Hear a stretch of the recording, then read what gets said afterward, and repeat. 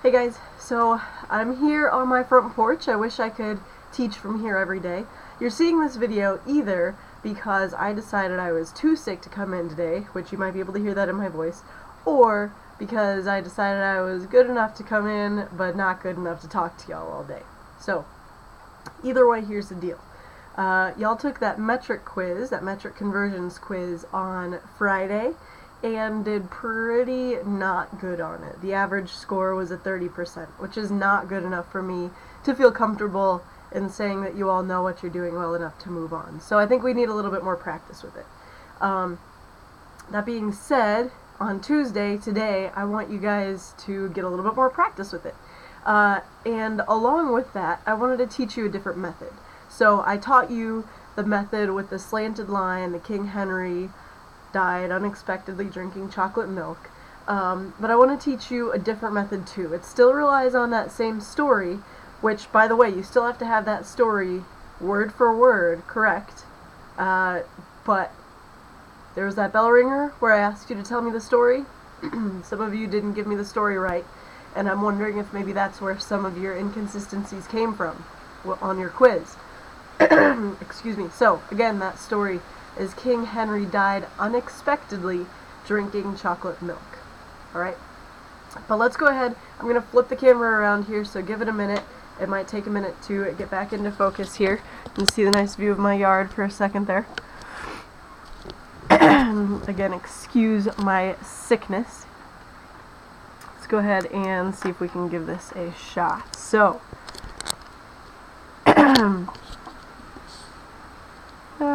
let's call that good. Again, I just want to show you the same old, y'all should know this pretty well by now, diagonal line with the 7 tick marks. King Henry died, that one has an A, unexpectedly drinking chocolate milk. Alright, and just to do a quick example problem with that again, let's convert 279 centimeters, and I want to know how many meters that is, okay? So, just as we always do, I'm going to drop my 279 down here, put in my decimal at the very end, because it's not visible here, it always goes at the very end of the number, all the way to the right. Okay, so it's starting here, and I'm starting here at centimeters. I want to go over to my base unit of meters, which means I need to make 2 hops to the left. So I'm going to take my decimal and move it 2 hops to the left, and it ends up right here. It's not here anymore, it's here. Okay, so now my final answer is 2.79 meters. Okay, so the other method that I want to show you, like I said, it'll still rely on this King Henry story. So what I'm going to do, instead of drawing this diagonal line, at the top of your paper I always want to see King Henry died unexpectedly drinking chocolate milk. So I still want to see those letters. Those are our metric prefixes. Okay, so I still want to see those.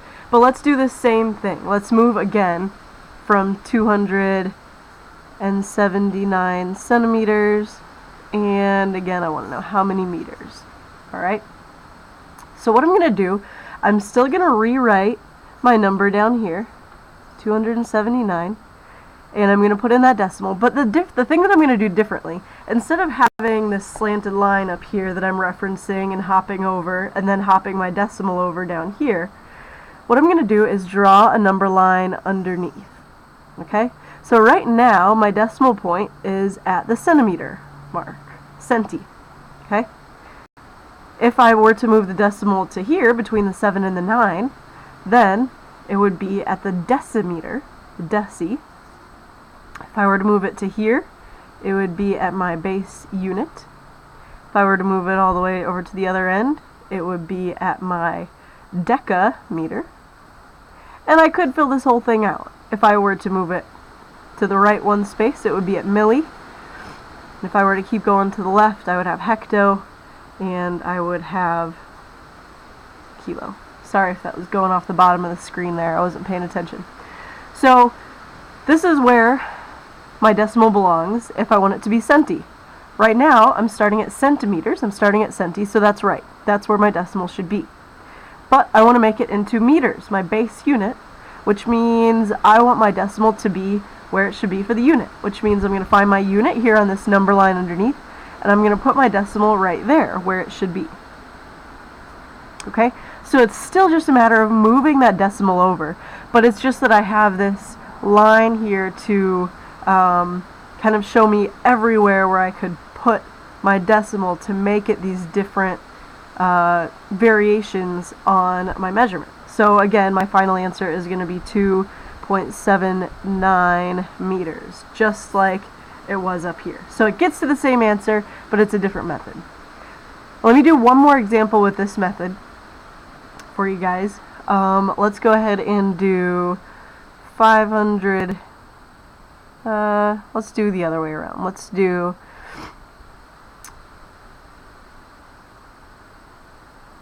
0.5 liters, and I want to know how many milliliters that is. Okay? So, again, still going to bring this down.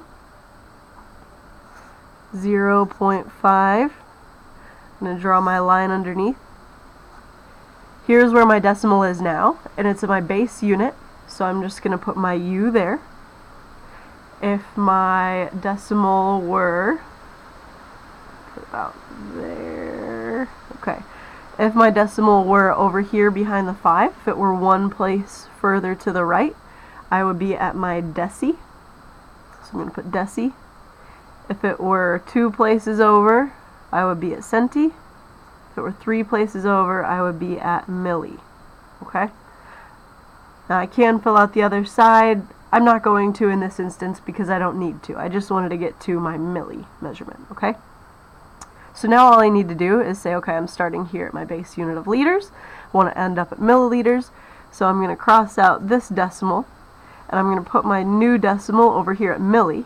But now I need to fill in these empty spaces, right? Just like usual, fill those in. So now my final answer here, I can leave this 0 off because I don't need that.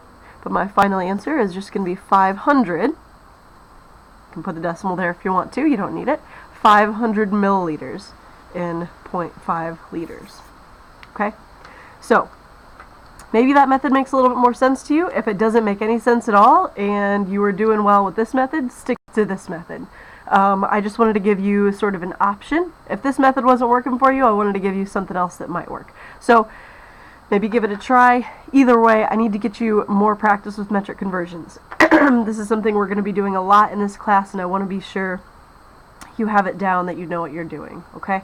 So if you need any help, I have a whole folder in the About tab in our Google Classroom, which has a bunch of metric conversions resources. So please check that out. Ask me, email me, whatever you got to do to get this figured out. It's something you need to know. Okay? So good luck, guys. Keep up the hard work, and let's get our next quiz at 100%.